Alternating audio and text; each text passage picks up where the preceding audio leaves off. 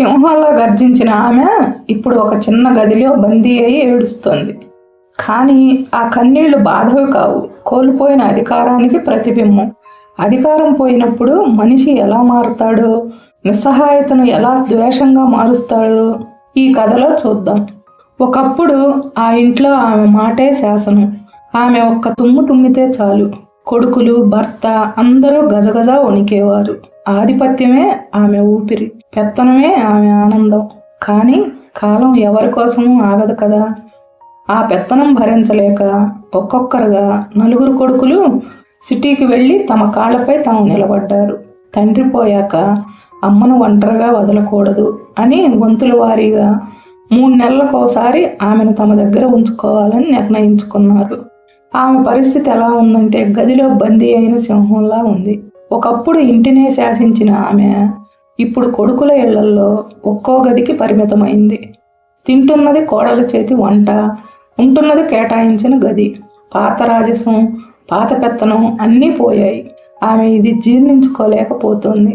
ఒకప్పుడు అందరినీ శాసించిన చేతులు ఇప్పుడు కోడల చేతికి చిక్కాయనే బాధ ఆమెను లోపల నుంచి దహిస్తుంది. తను అనుభవించిన రాజసం ఇప్పుడు కోళ్ళకి దక్కుతుందని ఆ ఈర్ష్య ఆమెను వేధిస్తుంది.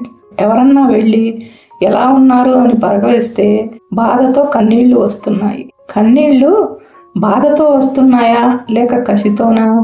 ఆమె ఏడుపు చూస్తే పాపం అనిపిస్తుంది.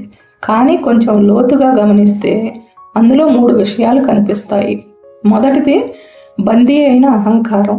ఆమె శరీరం గదిలో ఉంది, కానీ మనసు మాత్రం ఇంకా పాత పెత్తనం కోసమే ఆరాటపడుతుంది.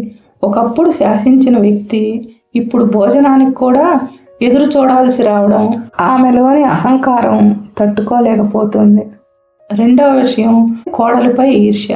ఏడుస్తూనే కోడలు వైపు పైనుంచి కిందకు ఈర్ష్యగా చూడడం అనేది ఒక్క మాటలో చెప్పాలంటే నాకు దక్కని అధికారం నీకెలా దక్కుతోంది అనే కసి అది. ఏడుపు పైన కనిపిస్తుంది, కానీ కళ్ళల్లో కుమిలిపోయే కుళ్ళు కనిపిస్తుంది. మూడవ విషయం సింపతి నాటకం. తన ప్రవర్తన వల్ల దూరమైన వారిని తిరిగి తన వైపు తిప్పుకోవడానికి కన్నీళ్లు అనే అస్త్రాన్ని ప్రయోగిస్తుంది. ఇది నిజమైన బాధతో వచ్చే ఏడుపు కాదు, ఎదుటివారిలో అపరాధ భావం, గిల్ట్ కలిగించడానికి చేసే ప్రయత్నం. ఈ విషయాలతో కోడలి మనసు నలిగిపోతున్నది. అత్తగారి ఏడుపు కోడలికి సూదిలా గుచ్చుకోవడానికి కారణం ఆమె మంచితనమే. ఒకవైపు పెద్దావిడ చూసుకోవాలి, గౌరవించాలి అనే మనసు, మరోవైపు ఇంత చేస్తున్నా ఇంకా ఈ ద్వేషం ఏమిటి అనే ప్రశ్న. ఈ రెండిటి మధ్య కోడలు నిరంతరం మానసిక యుద్ధం చేస్తూనే ఉంటుంది.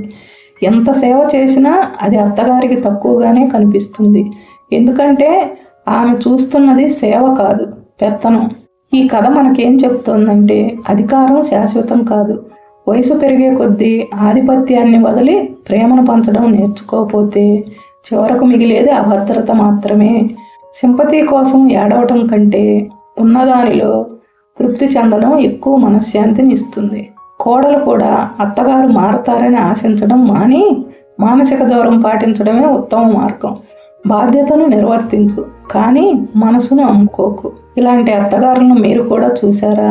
మీ అనుభవాలను కామెంట్లలో చెప్పండి.